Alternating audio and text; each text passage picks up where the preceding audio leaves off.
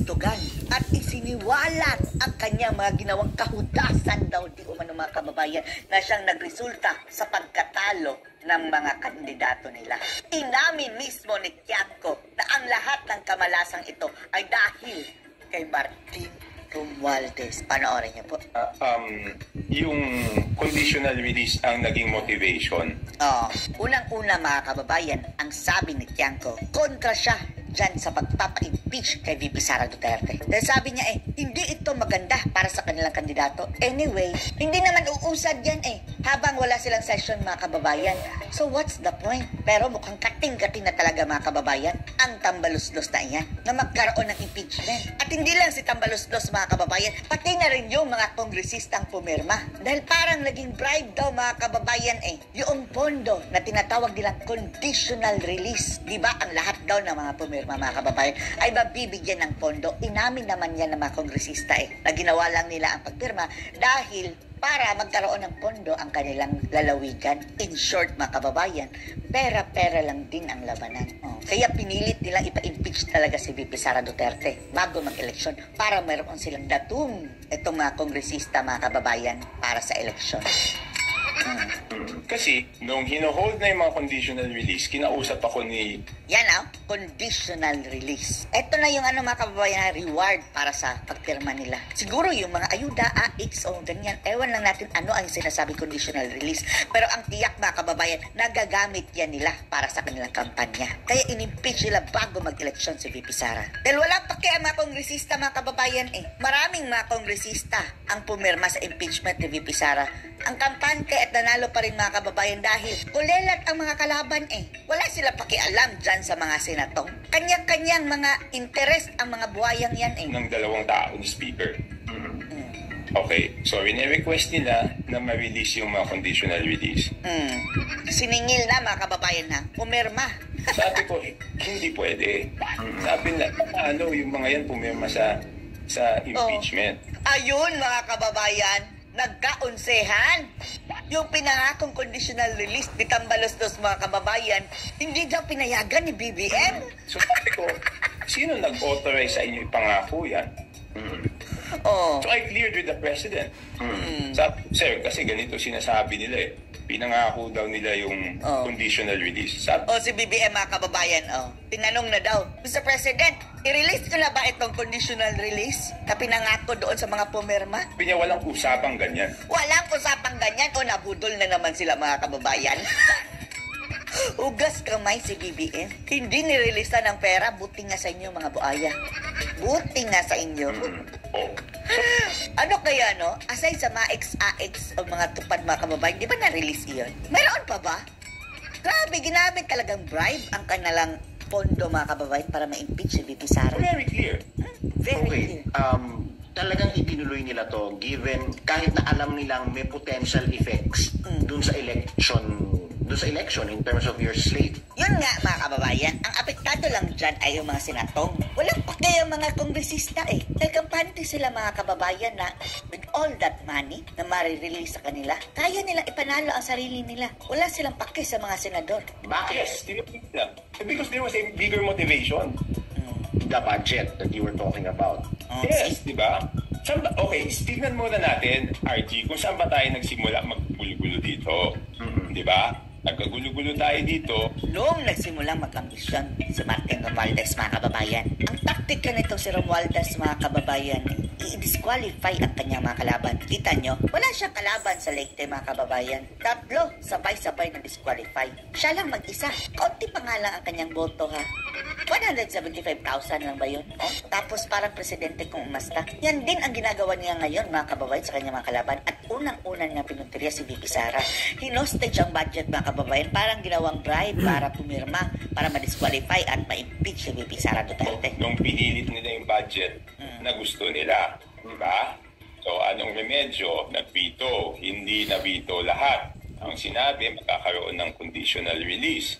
O pagkatapos nagkaroon ng conditional release, din ang mga problema. Anong kondisyon? Yan ang malaking tanong mga kababayan. Ang kondisyon ba ay dapat kang pumirma bago ma-release ito? Mukhang ito ang pinapalabas ni Tiangco mga kababayan. Ngayon, paano gagawin? O so anong ginawa nila? Ang masakit dito is nadamay yung mga congressmen. Di ba, openly naman, yung mga hindi pumirma, sinabi naman nila yung consequences.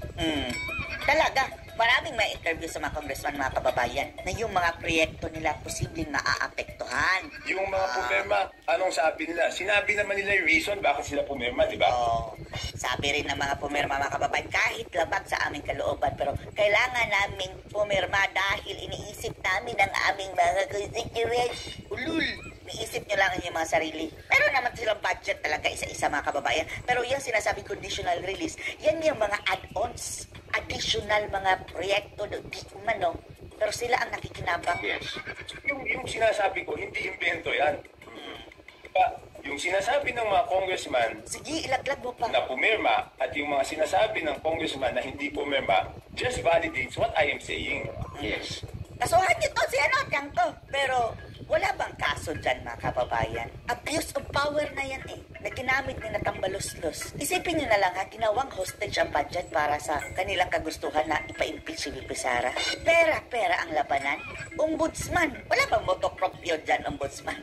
Na kahit walang magsampa, pwede kang mag-inisyatibo. Wala natin din, mga kababayan, pero klaro-klaro na, sinabi na ni Tiangco. Di ba? Hindi ba ba yan abuse of power? Yes. Sila mismo nagsasabi, yung mga pumirma, pag nagpaliwanag sila, bakit kami pumirma? Kasi iipitin po yung pondo namin. See? Hindi ba yan bribery? Blackmail? Oh. Yung mga hindi pumirma, ano sabi nila, inipit kami.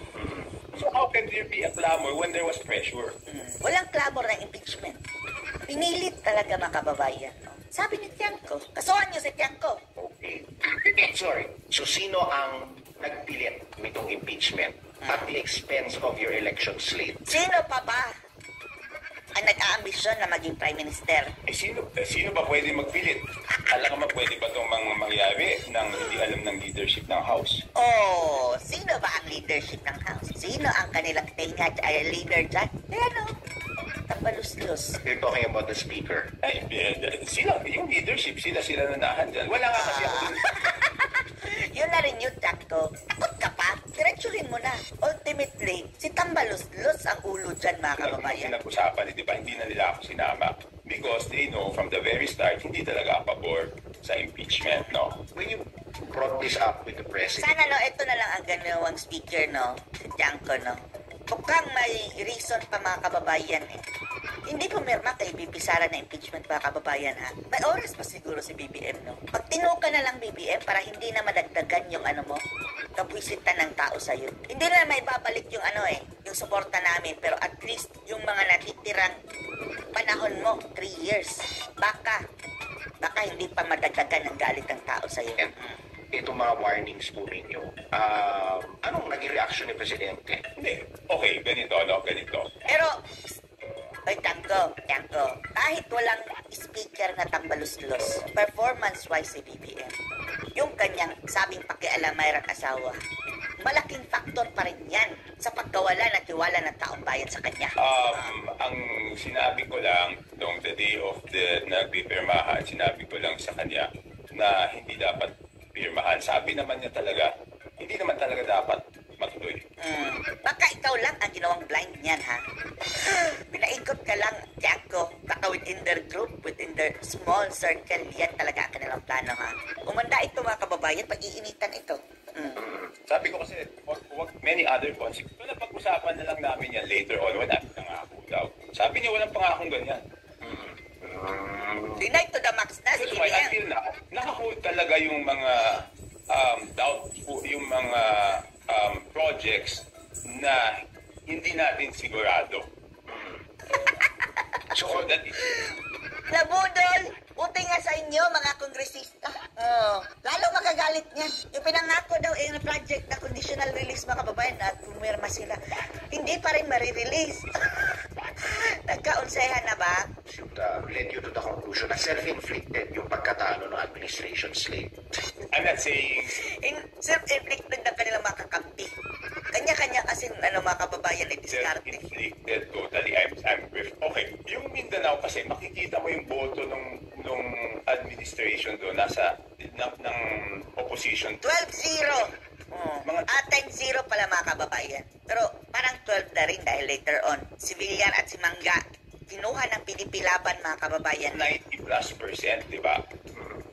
Yung kunyari sina Bongo, sina Bato, ang tataas ng ano nila sa survey doon, di ba? 90+. At hindi na namin na bawi yun. So, tatanong, what was the adjustment I made? The adjustment I made was not to go to Mindanao. Yep. Di ba tinatanong nyo ako lagi and I was avoiding that question. Oo. Walang din natin kung pupunta kayo sa Mindanao, hindi kayo mabato ng kamatis. Galit na galit ang mga tao eh. Kukuyugin ang mga animal na ito, mga kababayan. But that was the adjustment I made because why will we go to Mindanao, spend resources, spend time, hindi na namin makumbinsi yung tao doon. So punta na lang kami doon sa lugar na may makumbinsi kami. Number 2, if we go there as an alyansa, instead na makasingit-singit yung mga kandidato namin as an individual, pag sinabing alyansa na, Tapos, ang nakakatawa pa, mga kababayan, no? Gumagamit pa ng resources ng gobyerno, no? Kinaumagahan, namimigay ng ayuda o mga aistupad, mga job fair. Kaya ang mga tao nandoon na pilitan, ang sisibangot pa rin, mga kababayan, kahit naayudahan. ayaw namin dyan. So ang ginawa, sumingit-singit yung kandidato, baka pagbigyan sila kung isa-isa sila. So those are the adjustments made. Si Pacquiao nga, talo sa Mindanao. Sure. So,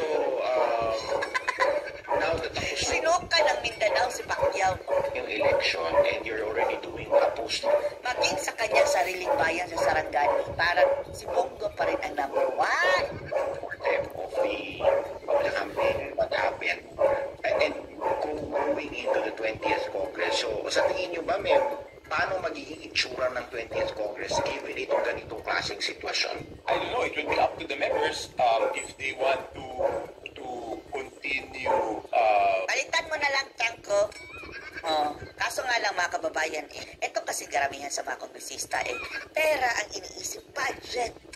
Grabe ang estilo ni Tambaloslos, binusog ng binusog. Yan ang sinabi ni Tatay Digong dati, ha.